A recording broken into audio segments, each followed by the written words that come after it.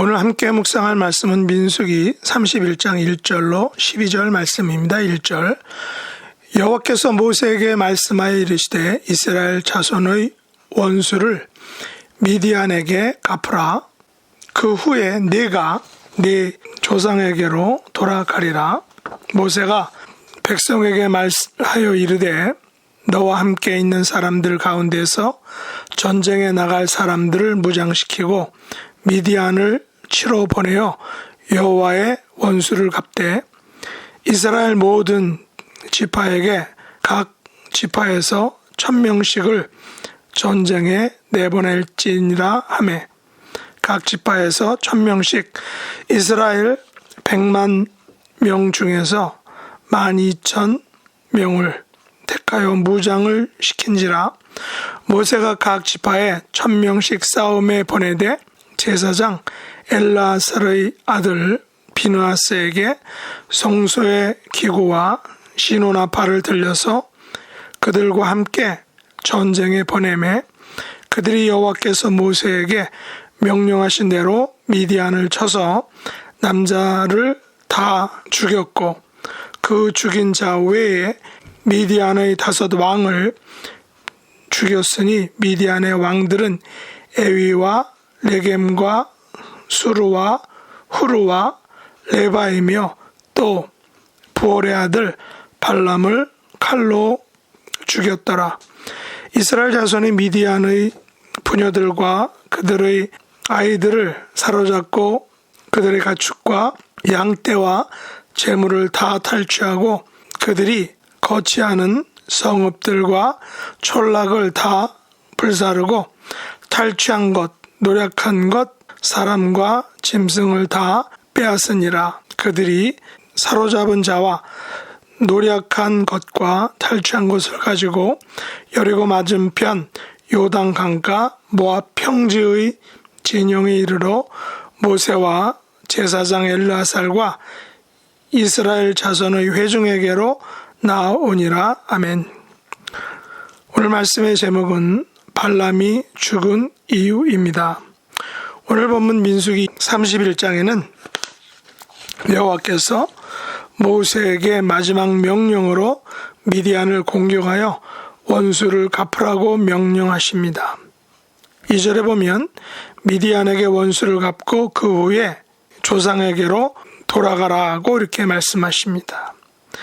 미디안은 이스라엘 자손의 원수입니다. 동시에 오늘 본문에 보니까 여호와의 원수다라고 분명히 말씀하고 있습니다. 왜 원수라고 한 것일까요? 그것은 민수기 25장에서 이스라엘이 바알브올에 가담하여 우상을 섬겼기 때문입니다. 그 중에 시므온 족속의 시므리가 포함된 미디안 여인 고스비 사건으로 비느하스 제사장에 의해서 둘이 죽임을 당한 사건이 있습니다. 바로 이스라엘 백성이 모압 여자들과 음행을 하고 그들의 신들에게 절하였기 때문입니다. 여호와는 비느하스가 여호와의 질투심으로 질투하여 하나님의 진노에서 이스라엘을 구했다라고 말했습니다. 이때 죽은 사람이 24,000명이었으니 여호와의 진노가 어느 정도였는지를 짐작할 수 있습니다. 이 같은 사건으로 여호와께서는 모세에게 마지막 사명을 주셨는데 그것은 바로 미디안을 공격하여 이스라엘의 원수 여호와의 원수를 갚으라라는 것이었습니다.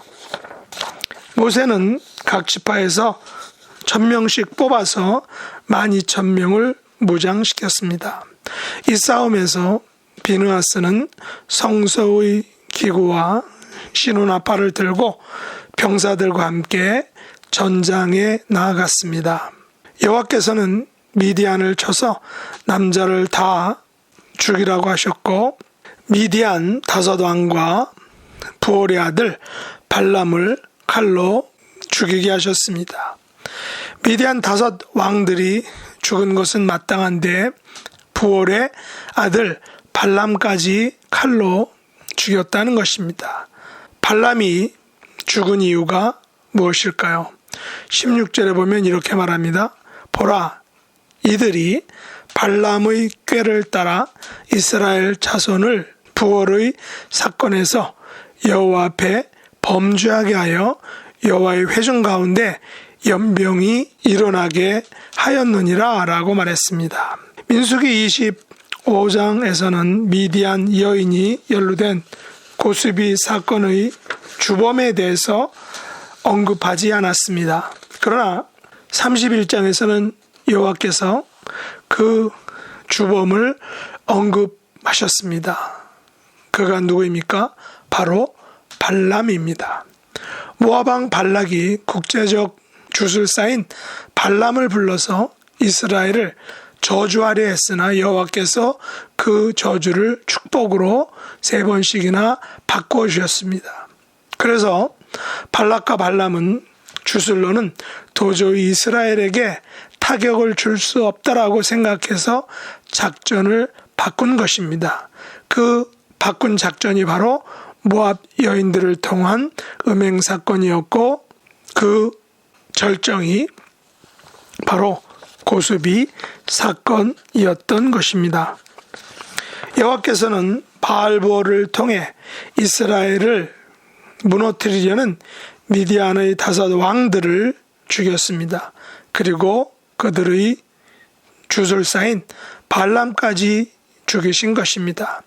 비록 발람은 여호와께서 시켜서 어쩔 수 없이 저주를 축복으로 3번씩이나 바꾸었지만 그 후에는 자기 본연의 목적인 이스라엘을 무너뜨리기 위해서 바알부얼과 음행을 통한 우상숭배 작전을 철저하게 수행했던 것입니다. 그러나 여호와께서 이를 아시고 모세로 하여금 미디안 5 왕들과 그들의 책사인 발람을 죽인 것입니다.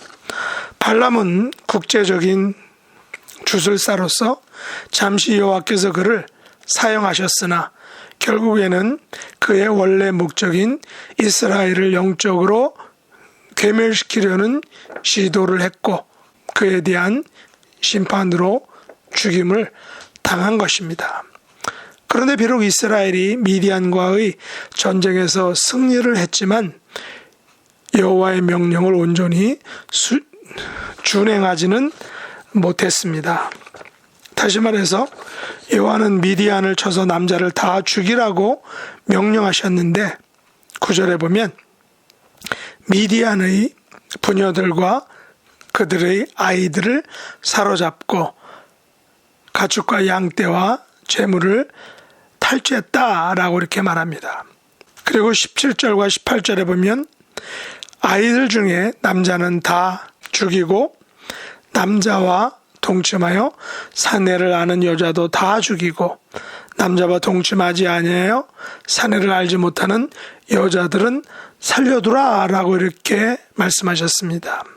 결국 이스라엘 백성들은 발람의 꾀를 따라 부월의 사건을 일으켜 여호와 앞에 범죄하여 연병을 일으켰던 당사자였던 여자들을 모두 죽이지는 않은 것입니다. 그리고 그때의 아이들 또한 죽이지는 않은 것입니다. 이것은 여호와의 명령에 불순종한 내용입니다.